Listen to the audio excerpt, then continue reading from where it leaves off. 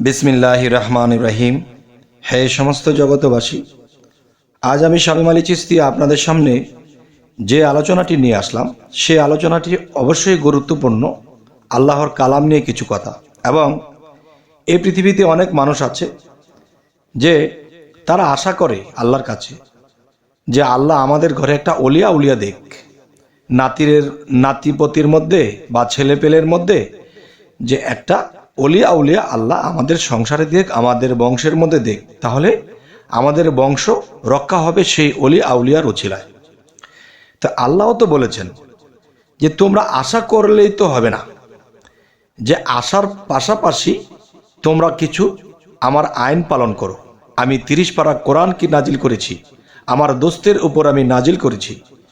এই 30 পারা কোরআনের দিকে যদি তোমরা লক্ষ্য করো তো অবশ্যই তোমাদের বংশ রক্ষা হবে এবং তোমাদের বংশে একজন আউলিয়া প্রেরণ করব। এখন সেই নিয়ত করেছি এবং সেই আশাও করেছি, কিন্তু দশা খারাপ হয়ে যায়। কিন্তু আমাদের যে কর্ম, আমাদের যে নিয়ত অনুসারে যে আমল, সেটা আমরা কিছুই করি না। তবে হে সমস্ত জগতবাসী, আজকে আমি আপনাদের সামনে ক্লিয়ারলি কিছু কথা বলবো ইনশাল্লাহ। অবশ্যই আপনারা খেয়াল করে শুনবেন। যদি কেউ চায় যে আমার বংশে বা আমার নাতিপতির মধ্যে বা আমার ছেলেপেলের মধ্যে একটা আউলিয়া হোক, তাহলে তার কি কি করণীয়? দেখেন, একটা আউলিয়া যখন পৃথিবীতে আসবে, সে কিন্তু পবিত্র আত্মা। আর সেই পবিত্র আত্মা কিন্তু কোনো নাপাক ভাণ্ডের মধ্যে আসবে না। তাহলে সে পবিত্র আত্মা একটা পবিত্র ভাণ্ডের মধ্যে আসবে। আর সে ভাণ্ডটা কি? প্রথম ভাণ্ড হলো বাবার মস্তিষ্ক, দ্বিতীয় ভাণ্ডটা হলো মায়ের গর্ভ, মায়ের গর্ভস্থলটা কি দ্বিতীয় ভাণ্ড। তাহলে যে বাবার মস্তিষ্কের মধ্যে ছেলে রূপে, কীট রূপে যে আসবে, যেই বডি তৈরি হবে, সেটা কিন্তু বাবার মস্তিষ্কে আসবে। আর সেই বাবার মস্তিষ্কের মধ্যে কখন আসবে? তখনই আসবে যখন সে বাবা নিজেকে পবিত্র করবে। কোরআনের মধ্যে এসেছে যে যে নিজেকে পবিত্র করলো সে সফল কাম।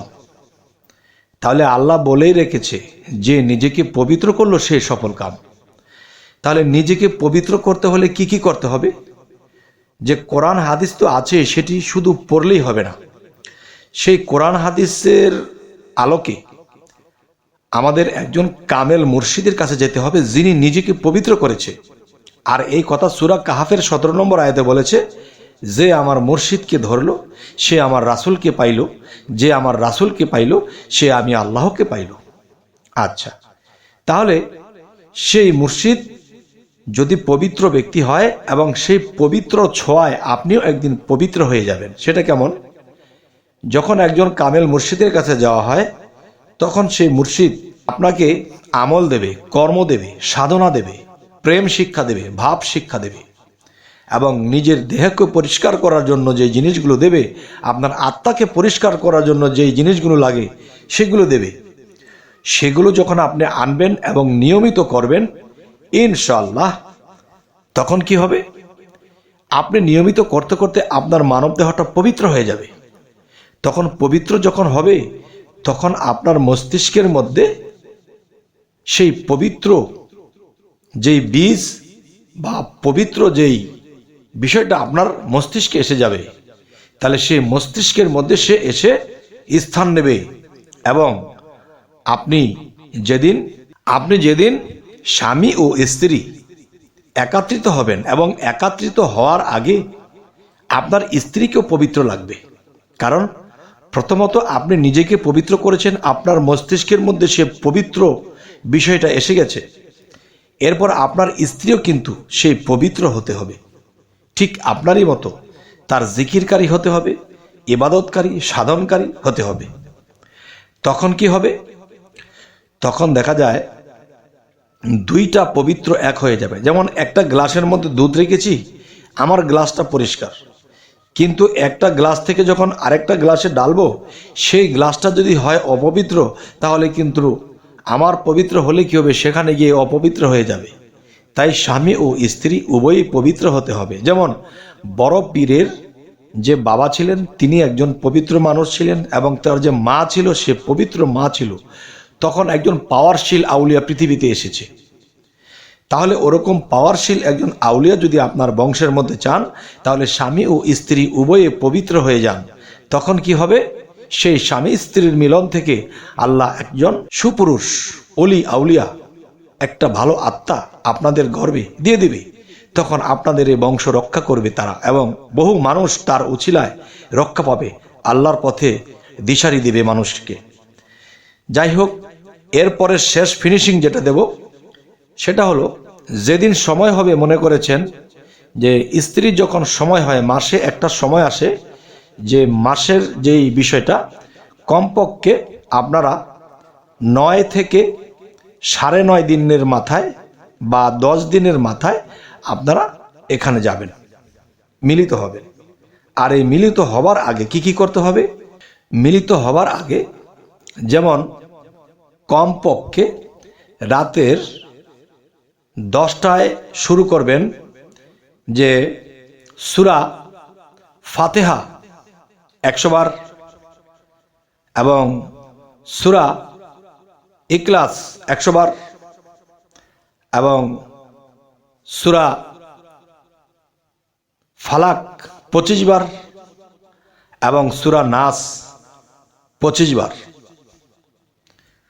আচ্ছা, কথাগুলো আমি আবার বলছি, অবশ্যই কাগজে লিখে নিন। সূরা ফাতিহা 100 বার এবং সূরা ইখলাস 100 বার, ফালাক 25 বার এবং নাস, সূরা নাস 25 বার। এটি পাঠ করার পরে স্বামী ও স্ত্রী ক্যাবলামুখী হয়ে সরাসরি সিজদা করবেন আল্লাহর কুদরতি চরণে। আর সেই চরণে সিজদা দিয়ে চোখের পানি দিয়ে সেই আল্লাহর কুদরতি চরণকে ভিজিয়ে দিন। তখন কি হবে? আপনাদের শরীর শিহরিয়ে আসবে। আর মনে হচ্ছে, তখনই আপনাদের মনে হবে যে এমন একটা সিজদা দিয়েছেন, মনে হচ্ছে আল্লাহ স্বয়ং এই সিজদা আপনাদের মাথায় হাত দিয়ে সিজদা কবুল করে নিচ্ছে। সুবহানাল্লাহ, আলহামদুলিল্লাহ। তাই আমি বলবো, হে সমস্ত জগতবাসী, এই নিয়মটি পালন করার পরে সরাসরি সিজদা করে যখন রাতের 3:30 বাজবে, এতক্ষণ পর্যন্ত আপনারা জিকিরেই থাকবেন। এতক্ষণ আপনারা জিকিরেই থাকবেন। যখন 3:30 বাজবে, তখন স্বামী ও স্ত্রী মিলিত হবেন। ইনশাআল্লাহ আল্লাহ এখানে একটা পবিত্র আত্মা দান করবেন, যা আপনার 14 পুরুষকেও এই অলি রূপে পৃথিবীতে জন্ম নিয়ে আপনার 14 পুরুষকে উদ্ধার করবে ইনশাআল্লাহ। তবে হে সমস্ত জগতবাসী, আজকের এই আলোচনাটি যদি কেউ অন্যরকম ভাবেন বা বিশ্বাসে না নেন, এতে আমার আর কি হবে? তবে যার দরকার সে যদি এভাবে করতে পারে, ফলবেই, ঘটনা ফলবেই, তাকে অলি আউলিয়া তার গর্বে দেবেই। আল্লাহ কাউকেই ঠকায় না। তবে আজকের এই আলোচনাটি এজন্যই করলাম যে অনেক মানুষ এরকম কথা আমাকে বলেছে, কি করলে একটা বংশে, একটা ফ্যামিলিতে আল্লাহর অলি আল্লাহ পাঠাবে। ঠিক এই নিয়মে এই কাজগুলো করুন, ইনশাআল্লাহ আপনাদের ঘরে একটা ফুটফুটে সন্তান অলিরূপেই জন্ম নেবে। তবে হে সমস্ত জগতবাসী, আমি এই আলোচনাটি অনেক সময় করার চেষ্টা করেছি, করা হয়নি, তো আজকে করেছি। এবং আমাদের চ্যানেলে যদি আপনারা নতুন হয়ে থাকেন, অবশ্যই সাবস্ক্রাইব করে নেবেন। পরবর্তীতে আবার অন্য আলোচনা নিয়ে হাজির হব। সকলে ভালো থাকবেন। আল্লাহ হাফিজ।